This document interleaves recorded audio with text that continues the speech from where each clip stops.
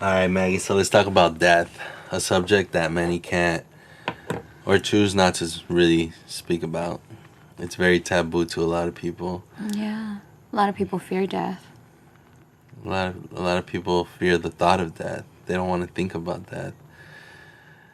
But I believe that myself and you have dealt with death, and we have been touched by death in different aspects, right? Mm-hmm. Definitely. In my case, because I work at a mortuary, I see death and I'm around the dead. In your case, because of your accident that happened, which was 6 years ago, right? 6 years ago. Yes. So when you were 20? I was 20 years old. I'm 26 now. Gonna be 26. 27. It's been quite a while now. It's been a minute.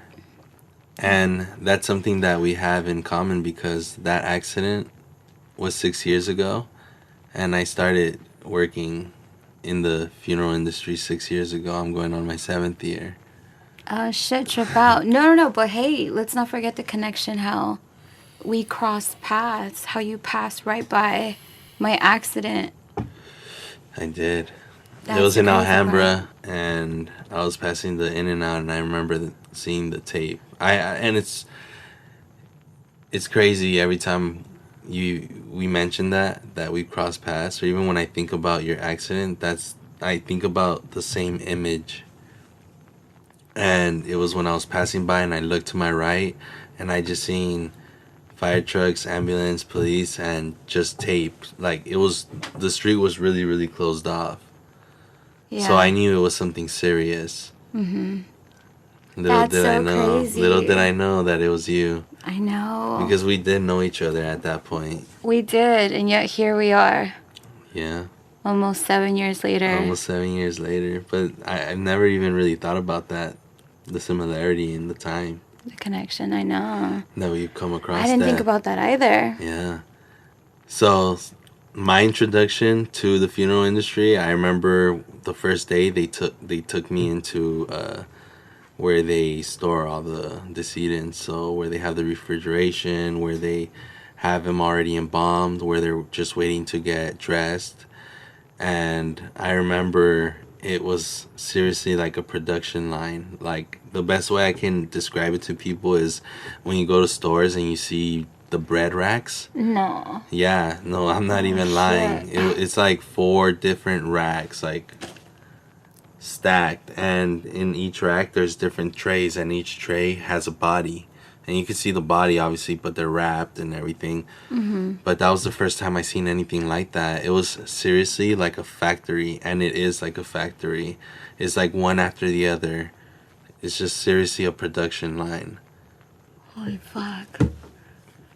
And that really made me think about that, because when my neighbor he's the one that got me the job, but when he told me that Which neighbor is this? the one to the left right here. Oh shit. Yeah. So he's a coordinator at that mortuary that I used to work, and so he's the one that got me the job. And I remember he told me that on their busy season they did 70 to 90 services a day on the daily, Sunday to Sunday. No. Yes, and I couldn't believe it either, only because a lot of people say a person dies a day, right? Mm-hmm. But that doesn't mean that, like, it doesn't mean literal, like, not just one person dies. There's a lot of people dying in different ways. And that was a big reality that was introduced to me that day when I walked into that facility. And I seen what I seen, and I seen bodies cut up. I seen bodies, like, I don't want to say hanged or whatnot, but they're like on these devices that prop them up so that when they poke the holes underneath the feet, because that's how they drain you. So some people, it's a little tougher to drain, so they'll use a device where it lifts them. Holy fuck. And they're just getting drained out. So it's pretty gruesome. That sounds fucking gruesome. Yeah, so that's my introduction. That was my introduction to death. That was the first time I ever seen anything like that. Mm-hmm. And keep in mind, when I took the job at the mortuary, I was only going to wash vehicles. What? Yeah. And look where you're at now. And look where I'm at now. But we'll touch on that a little bit later. But I really want you to touch base on how your experience with death was, because at some point you even crossed over. Yeah, my experience with death is different from yours. I mean, you deal with it pretty much on the daily. I deal with it in a spiritual way. I mean, you do too. You do too, but my experience with death was, as cliche as it sounds, it's best way to describe it is like you really do, your whole life flashes before your eyes. It's the best way to describe it. So give people a little rundown of what exactly we're talking about. A lot of people don't know. So what happened that day? Because I remember passing by, as I mentioned earlier, and I do remember that it was by the In-N-Out, which it's, I mean, I'm not too sure if it's the only In-N-Out in Alhambra, but... I think it is. Okay, so what happened? Trigger warnings. It's kind of gross, so that's just trigger warnings for everyone. So what happened was, so mind you, this was around what, 4? Hey, it's 11:11 right now. Check that out. Mm-hmm. Holy shit. So it happened January 27, 2014. I was 20 years old, around 4 o'clock in the afternoon. I'm going to give all the details. Everything. Okay. So I was going to cross the street to take the bus home, and this truck just kind of came out of nowhere. They were making a right. And I thought there was like a good chance that I was not going to get hit. I even tapped the truck a little, hoping that he would stop. But it was just too late. So he hit me. Somehow I got like stuck under the tire, so he dragged me as he was trying to drive off. And then finally the car, kind of just came off. But then the back tire, like as he's basically, I came undone from under the tire, right? Mm-hmm. Runs me over with the second tire, and then he stops the vehicle. And that's when I black out. But you were face down or face up? That's the thing that I'm pretty sure I was face down because I woke up face down. Yeah. But I was... So what happened? Okay, so you say you blacked out, and mm-hmm. I mean, I'm not familiar with blacking out because I myself have never fainted or mm-hmm. really blacked out. But what did you see? Because it's okay. That's where it gets crazy too. Not only was like gruesome details, but this is something else. So when I blacked out, I saw my whole life flash before my eyes. It played out like a movie. Just memories. It was honestly peaceful. It was weird. Like I knew oh shit, I'm watching my life. This is it. I'm gonna go. Then once that's over, once I was done watching my life, my God, I'm telling you, the best way I can describe it is Twilight. Fucking Twilight. Where things are just flashing through. Mm-hmm. It felt like fast but yet slow. Because I was able to recognize all the people that I have crossed paths with. Even people who are not even in my life anymore. I was able to see so much. Just significant memories. And while all of this is going on, there's a tire on top of you? Yes, crushing me. And there's bystanders? There's witnesses. Yes, the witnesses took a big part in the whole saving my life. Because there was one witness in particular who realized, okay, mind you, the driver was drunk. It was the driver, his dad, and his brother. They were all intoxicated. And the driver went into shock, so he wouldn't get out of the vehicle. So he wouldn't move, he just kind of stayed put, and he wasn't reacting, according to the witness. And so he began to freak out. So he began to like knock on people's windows of their cars, telling them like, we need your help. I need your help. I need to get the vehicle like off of this girl. And he said the only people who stopped was a group of guys. Everybody else pretty much started to drive off. And so he began to just, lift the truck. And so were the guys, so the weight won't crush me. But they had to wait until firefighters came to fully get the truck off. Because they felt like maybe the weight was kind of maybe keeping me alive in a sense. I don't know, something like that. But yeah, I don't know if that makes any sense, but... No, it does. It does, right? I don't know. They explained it to me. It's a lot. And do you remember any of that going, like, when they were lifting the truck or anything? No. The moment I woke up, the truck was off, obviously. Were the firefighters there already? Or? The firefighters were there. The paramedics were arriving. I just remember them, picking me up. I felt like I was probably just, like, laying there, awake, feeling the pain, maybe just for a minute. No longer than that, I bet.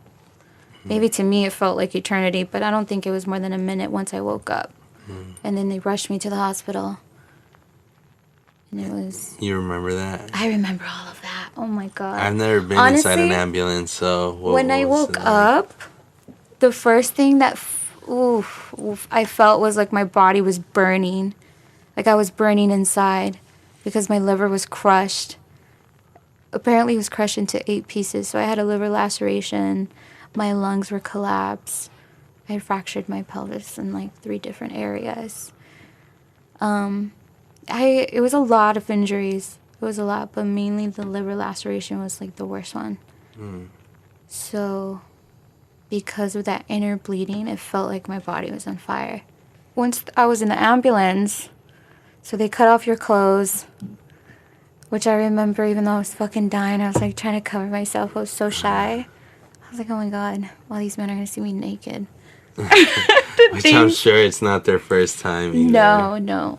I remember some of them were like, just their reactions. I even remember just as I was laying on the ground, I remember hearing a lady crying.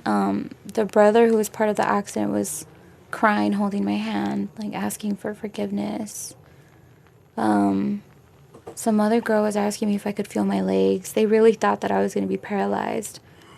Because since it looked like it was, since it was on my back. Yeah, your spine. Yeah. It was gross. Yeah. These are gruesome details. So there was tire marks on you and everything. This is so gross. And imagine, I just... It's weird to think about. I just wonder what the perspective of that... You said he's a teacher. Oh my God, he had to go to therapy. I can imagine what he's seeing. And when we reached out to him, because we reached out after I was in the hospital for 4 months. And then I was like at bed rest for like a month. Point is, like, I think 6 months after the accident, I reached out to the teacher, to that witness who was helping so much. And he said he had no idea if I survived or not. Yeah, he said he had to go to therapy. And he got, what is it called? A hernia? From lifting the truck. Fuck. I went through a whole... I'm sure his whole adrenaline, though, that's what I'm saying. Like, I'm sure he was lifting the fuck out of that shit. I mean, adrenaline is a motherfucker. Him being there did help, for sure. Everything. Everything the and doctor, everyone, like... And then, it's another weird thing that an ambulance had passed by the moment my accident happened. So they were able to call an ambulance right away. Like, we just witnessed an accident. Oh, wow. But they were rushing another patient. Wow. Isn't that crazy? That is. No, I was definitely protected. Even down to, like, I'm telling you, even the doctor who performed the emergency surgery, everything. Everything. It all aligned perfectly. I survived. So I want to, like, touch back on when you crossed over, because they said that they took your pulse and they couldn't feel anything. All right, so there's 2 witnesses. The teacher, This is what he told me. He said that there was a moment that he couldn't feel my pulse. Him and the other some lady who was there. And they were just like, oh my God. And then that's when I woke up. Like, they really thought for a minute like I was gone. But I think that's when I had crossed over and just came back. Like, you see a light. Oh, yeah. You see a tunnel. You're walking through a tunnel. And it's a beautiful, bright light. And that's when I knew, like, oh, fuck, I'm at the gate. Like, I knew I was at the entrance, yeah. And I was praying. I was just praying to God to please. I knew it wasn't my time. I didn't want to die. I just felt like I wasn't meant to go yet. So I asked, like, please, not yet. And boom. Like, that flash, that brightness, it just turned into a huge flash. And that's when I opened my eyes. It was like, whew, like I came back. It was crazy. I don't know, I can't really put it into words. No, of course. You can't put something, I mean, Yeah, you can only try, and we can only imagine so much. It's something that only those that have experienced it can understand. You know, but that's a really tragic ass accident that you survived through, seriously. So Yeah. You're right, you were protected. Because not many people can talk about it, or let alone walk. Yeah. You know, thank God you still have all toes, you know, all Everything of your fingers, intact, yeah. everything intact. You can still walk, you can go, you know, you can do everything you want. I have hella scars, but that's it. Yeah, that's it. I have life, though. Yeah. They didn't even know if I was going to make it, too. They didn't know, but I did. And you said you were in the hospital for 4 months? For 4 months. And what did they do? Surgeries? Like? Oh, yeah. And then I ended up having some heart problems. Hella, like, blood transfusions. You know, because of the liver laceration, that's a lot. It was, like, a really big surgery. So they had to monitor my stomach. I had, like, 4 drainages. Because I had bile everywhere. It was gross. It was bad. Oh my God. Those details are gross. I pretty much threw up like on the daily. Sometimes up to 10 times a day. Like, it was hard. It was really hard. Yeah. And I experienced a lot there too. It was just too much. I think that was the hardest part, surviving all of that. Yeah. I feel like the accident was the easy one. Yeah.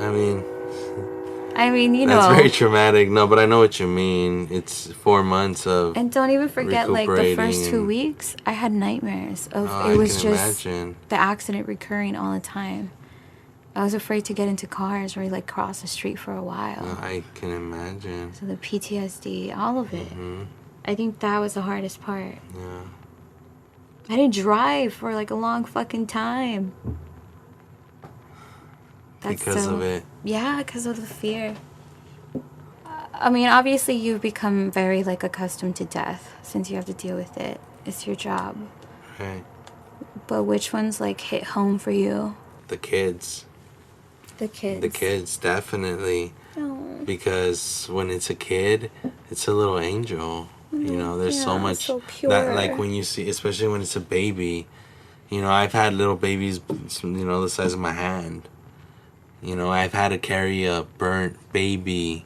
What? Yeah, like a little burnt baby that was in a, you know. A fire? Yeah. Well, in a car accident. Oh my God. Yeah, and he no. burned. Yeah, and we had him like in a little thing. Yeah, that was very. I mean, I don't want to say traumatic, but it kind of is traumatic. It is. Yeah. It is. I want to cry. Yeah, no, those are the ones that affect me the most. Kids. A little 6-year-old, a little 7-year-old. Mm-hmm. You know, it's not just babies. Babies definitely, of course. You know, that's the purest of life. But any little kid, from newborn to stillborn to anything to 17, 18, 19, that's still a kid. I see death at different ages, different ways, different in every form. Last month, I remember I mentioned it to you, but last month there was a lot of services that I did that were young people, 18, 17, 16, Shit. 18, and they were all violent, like gun violence. Gun violence. I remember there was a particular case where the boyfriend killed, his girlfriend Oh shit. during her sleep, and No. yeah, No. yeah. And that same week, there was another one where that like an 18-year-old got shot in the head. Like so many things, and I remember that week. I just was thinking, there's a lot of evil circulating the world right now. Damn, the devil's working overtime. Yeah, it works. It Trying works to take the youth. on the most vulnerable too, like gang members and those that are around that, and some people that have nothing to do with it or just are under unfortunate circumstances. And they get caught at their most vulnerable time in their sleep, and it's sad. But also rest in peace to the unknown dead, because there's a lot of unknown people that die that people don't know about, and in very, very tragic ways, and under, law enforcement too, because we know the causes of death. And there's been times where, not like it was before I went into this new location that they did the service of this young guy that got killed by the police. And to this day, if you go down, and that street's like literally right by the mortuary, I pass that shit every day. And every single night, if you pass by there, there will be people there. There's always lighting up candles. There's always people there. Like every day at that same spot where he got killed, there's always people. And they even tried having a rally about it, but it just never caught news. Oh my God. There was other cases that I've heard where the police ran over this guy in Hollywood and nothing happened. It was never shown because they were speeding, and he got, like, they went onto the sidewalk and hit him. So you being a funeral director, you get to hear about a lot of stories that are not. Of course, that are not heard. Because there's so much violence out there. There's a lot, especially gun violence and gang violence, but it's like the Joker says on Batman, no one freaks out because it's part of the system. When he's talking to, I don't know, what's that guy's name where he flips a coin? You know what I'm talking about? The Dark Knight? The Dark Knight movie? Yes. When he's in the hospital and he's acting as like a nurse. Yes. And he's telling him, God, yes. when a group of army members, and if I tell you that group of army members are going to blow up to death, or like a bunch of gangbangers are gonna shot up, no one's gonna freak out. But if I tell you that one man is gonna die, everyone goes in a frenzy. And it's true, because it's all part of the system. Same thing when a young Latino or young black man that they can profile as a gang member dies or gets shot, it's easy to cover it up. Very easy to cover it up. I mean, and a lot comes to light now. I mean, of course, I agree, there is a lot that doesn't come to light. But as of recently, there has been a lot. And that's thanks to social media. Yeah. Even though shit gets taken down sometimes, but... Yeah, but that's... But, only so much can come out, because can you imagine the past, we though? live in a state that's filtered. We're fucking filtered as fuck. Everything that we see, they choose what we want to see, including the violence that we see. That's chosen. Because there's a lot of violence that they choose for us not to see.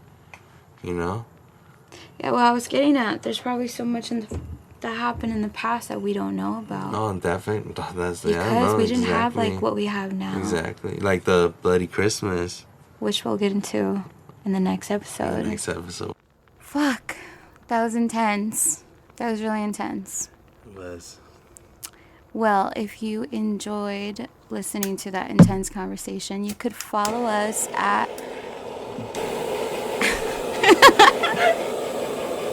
I'm sorry. I was just really fascinated with the fire. You can follow us at A Touch of Death Podcast on Instagram. That's the only social site we have so far. And so far, but not the last. We are going to be working on a YouTube channel, so definitely stay tuned for that. and thank you for your time.